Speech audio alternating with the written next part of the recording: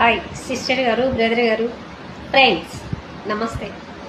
నేను ఒక 5-6 సంవత్సరాల క్రితం బస్ ప్రయాణం బాగా చేసేదాన్ని. ఎందుకంటే మాది హుజూర్ నగర్, కోదాడ బేరం చేసేదాన్ని. హుజూర్ నగర్ నుంచి కోదాడకి బస్ ఎక్కి వెళ్ళేదాన్ని. ఉదయం 7 గంటలకు వెళ్ళి మళ్ళీ సాయంత్రం 9ంటికి వచ్చేదాన్ని. అప్పుడు బస్సులో బాగా రష్గా ఉండేది. ఎంత రష్ అంటే అంత రష్గా ఉండేది. అప్పుడు తాతయ్య కాడ నుంచి తమ్ముళ్ళ దాకా ఎట్లయినా 5-6 సంవత్సరాల క్రితం ఇన్స్టాగ్రామ్ లేదు కదా.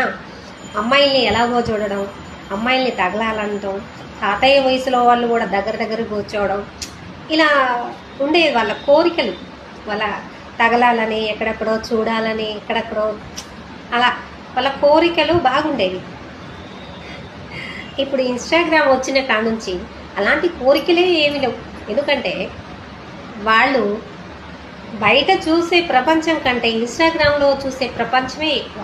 అవును, ఇలా కనిపించాలని ఇక్కడికి వేసుకొని బొడ్డు కనిపించేలా, ఇలా తొడలు కనిపించేలా, నడుములు కనిపించేలా ఇలా చూపించుకుంటూ ఇన్స్టాగ్రామ్లో చేస్తున్నారు కదా.